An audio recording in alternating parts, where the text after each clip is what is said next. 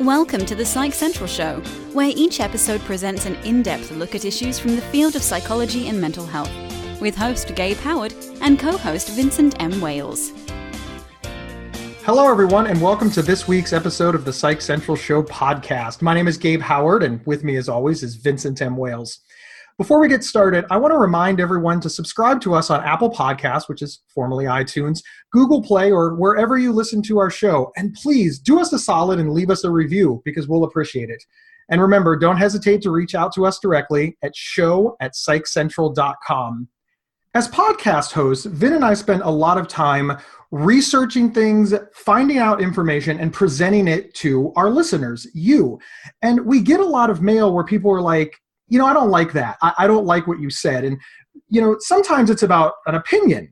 I say that I like purple and you say, I don't like that. I think red is better. We understand that. That makes sense to us. But in our world, people write us back and they disagree on a fact. Like, I don't like the definition of bipolar disorder. It's like we didn't make the definition of bipolar disorder. We're just reporting on it. And of course, we can see this out in the community. And we were curious about this. And then we found a guy. Vin, we found a guy. You found a guy. I found a guy. We found somebody who studies this, and he's an incredible person. He's the co-founder of the Pro-Truth Pledge, which is an initiative to fight misinformation and advocate for truth. He's the author of the Amazon bestseller, The Truth Seeker's Handbook. He's a doctor. He has a PhD. He's the assistant professor over at the Ohio State University in the Decision Sciences Collaborative and History Department. It is this man's life to understand why people won't listen to reason, essentially why people won't accept the facts that are right in front of them. The gentleman's name is Dr. Gleb Tsipursky, and we are excited to welcome him to the show. Thanks for that lovely introduction, Gabe. That was great. Oh, thank you so much. We really want people to understand that you're not just sitting around wondering. Like that's what Vin and I do. We're just sitting around wondering why people won't accept facts. I mean, that's basically all we're doing. But you studied it. You took a scientific approach and you started a group, and you have a lot of information to share to us. So the first question that we want to fire right off the bat, just get it right out of the way, is why won't people accept facts? I mean, your listeners are well familiar with psychology. This is a Psych Central podcast after all. And people who don't accept the truth don't accept the truth for emotional reasons. It feels uncomfortable to them. Now, we as human beings are evolved not for the current environment, not for the modern world, but for the savannah, where we mainly use the flight or fight response to deal with threats in our environment. And we're not really comfortable, we're not really evolved for the modern world. So we generally go with our gut, with our intuitions. And sometimes our gut leads us astray. It tells us that, we see something that, otherwise would be a fact. We perceive it as a fact, as a reality in our world, but we are uncomfortable with it. We don't like it. And therefore, we reject it. We reject the information that's coming at us. We reject the stimulus, this external stimulus, and we say, no, I'm going to ignore that. It doesn't matter to me. And that's a psychological error that researchers call the confirmation bias, where we tend to look for information and interpret information in ways that conforms to our current beliefs, to our gut intuitions, to our gut reactions, as opposed to what's really out there, as opposed to the actual truths of reality. So it basically comes back to our psychology. We don't accept facts because they don't feel comfortable and convenient to us, and we can commit the confirmation bias when we don't accept these facts. It's pretty similar to cognitive dissonance, isn't it? Yes, it is. Cognitive dissonance is the process, the underlying process that happens. So when we see something that we don't like, we have a process of cognitive dissonance where in one version, we either have to accept this fact and be emotionally uncomfortable because it doesn't correspond to our beliefs, or we can reject this fact and be very comfortable because now we don't have to change our beliefs. So essentially, most people choose to avoid the situation of being in cognitive dissonance where the observable reality differs from their internal perception of reality. And because most people are uncomfortable with cognitive dissonance, they just simply reject the external reality that contradicts their internal reality.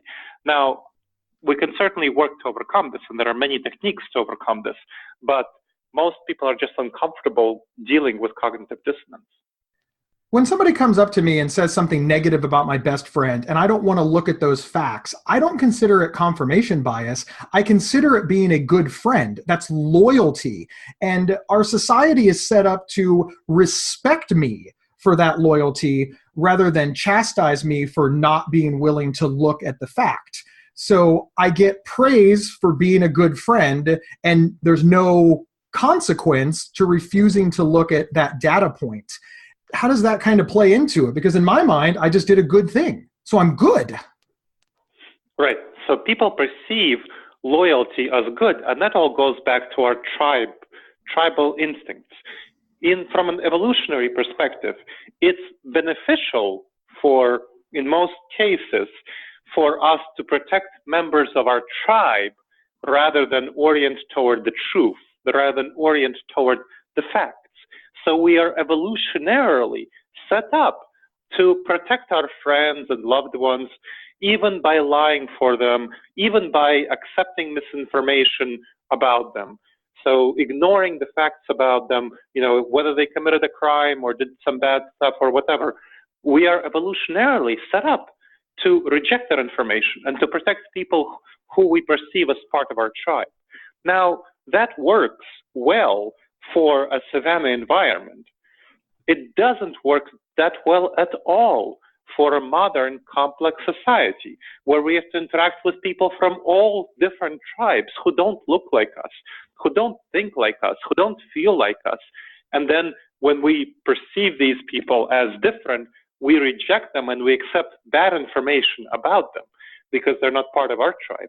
And for people who we perceive as part of our tribe, whether this tribe is, part of our workforce or, our people who are our race or our gender, whatever we perceive as affiliations with our tribe, that is what we perceive to get. These are the people that we protect, even if doing so doesn't match the facts of reality.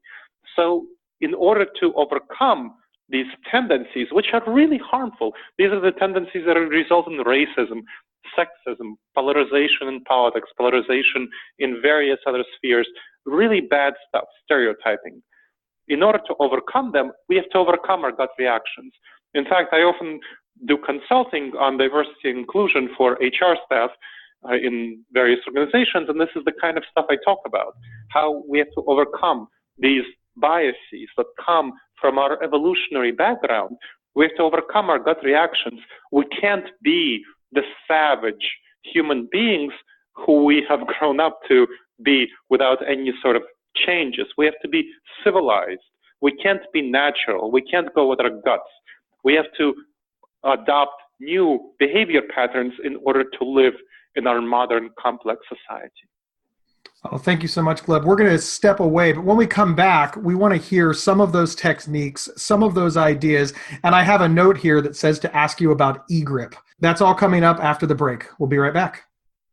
This episode is sponsored by BetterHelp.com. Secure, convenient, and affordable online counseling. All counselors are licensed, accredited professionals. Anything you share is confidential. Schedule secure video or phone sessions, plus chat and text with your therapist whenever you feel it's needed. A month of online therapy often costs less than a single traditional face-to-face session. Go to BetterHelp.com/Psych Central and experience 7 days of free therapy to see if online counseling is right for you. BetterHelp.com/Psych Central.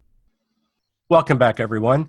We're here with Dr. Gleb Tsipursky talking about confirmation bias and all the nasty stuff that results from that. Gleb, tell me, we talked earlier about why we often think the way we do. How do we stop doing that? Yeah, how do we evolve? Yeah, how do we become more evolved thinkers? Yeah, so the first thing to recognize is the problems, which we talked about in the first part of the show. And the second part is, what are the solutions? And I talk about this in my book, The Truth Seeker's Handbook, a Science-Based Guide. We have to recognize that we as human beings lie, deceive ourselves and others for several reasons. For tribal reasons, so what's aligned with our tribe. When we see, that's the one reason. Another is when we see other people around us doing the problematic behaviors, when we see them lying and deceiving themselves and deceiving others, we're more likely to lie. So this is called network effects, where people in our network influence us in ways that we may not even realize that they influence us. And thirdly is how likely we are to get caught. So if we perceive, and this has to do with negative reinforcement and positive reinforcement, what kind of things reinforce our behaviors?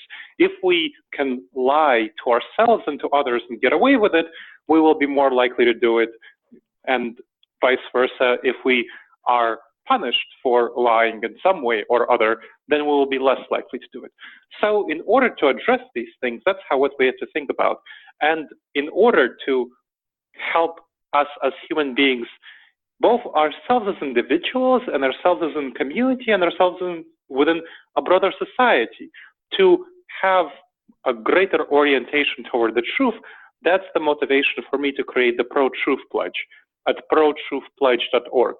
And that is something that I've been working on with other experts in behavioral science who are concerned with the great amount of misinformation and incivility in our public discourse. And I'm not talking about simply about politics, but business, journalism, and so on. So a lot of misinformation, a lot of incivility. How do we deal with this? And that is the purpose of the Pro-Truth Pledge, which outlines 12 simple behaviors that we as human beings can follow. And this is informed by cognitive behavioral therapy, which has been shown as pretty much the most effective therapeutic approach because it combines thinking and behaviors. So the Pro-Truth Pledge involves the kind of behaviors that we as human beings can follow in order to make sure that we are being honest with ourselves, and we are being honest with others, and we are being honest in our community. The Psych Central Show podcast, by way of me, the host, I've taken the Pro-Truth Pledge, and I agree with it. And one of the things that sort of took me personally a little by surprise is it said that the truth is the truth, and you need to speak it even if it goes against your arguments. And I had sort of a visceral reaction to that. I was like, no. If I'm trying to win, I need to minimize facts that go against my side of the argument and maximize facts that go for it. Now, that's not lying. That's how I saw it. I saw that was not lying. What would you say to me when I say by hiding things that disagree with me, I'm not a liar? Please don't call me a liar, but clearly I'm not honoring the truth in that. Right. So that's called not lying straight away or straightforward manner, but that's called lying by omission. If you've ever heard the phrase lying by omission, that's what the phrase is about. This is why one of the behaviors of the Pro-Truth Pledge, in fact, the second one is share the whole truth, even if some aspects don't support my opinion. So that is the way to be truthful. So if you share the whole truth, even if some aspects don't support your opinion, well, that way you can ensure that you're sharing the truth. So that is one of the ways that the Pro-Truth Pledge works.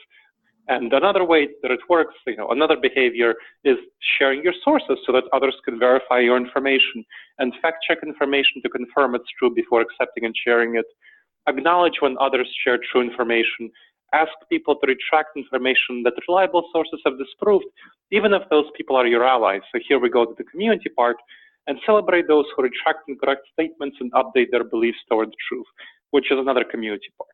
So the Pro-Truth Pledge has three aspects, again, about yourself, about interacting with others, and about correcting people around you in your community, which are meant to pull all of us toward being more truthful. If you expect people like Gabe, who's a podcast show host, to take the Pro-Truth Pledge, then you yourself need to take the Pro-Truth Pledge. All of you as listeners need to take the Pro-Truth Pledge. If you'd like Gabe, if you'd like business leaders, faith leaders, political leaders, journalists to take the Pro-Truth Pledge, then each of you, it's incumbent on each of you to be accountable for taking the Pro-Truth Pledge, modeling this behavior, and calling upon everyone else to take the Pro-Truth Pledge in order to address the misinformation and incivility in our society.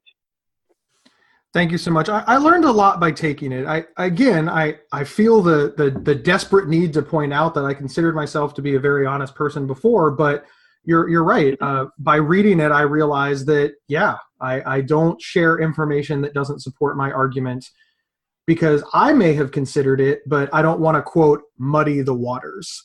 This leads me to my next question, which is, how do you get people to change their mind? Somebody has some misinformation, you have the correct facts, they're rejecting them for all of the reasons that you set up at the beginning of the show, and now you want to bring them to the truth, for lack of a better phrase. So the first thing to remember is that you don't want to lead with the facts because of confirmation bias. People will tend to reject these facts, and it might even backfire if you start sharing the facts. You might harm your relationship with them.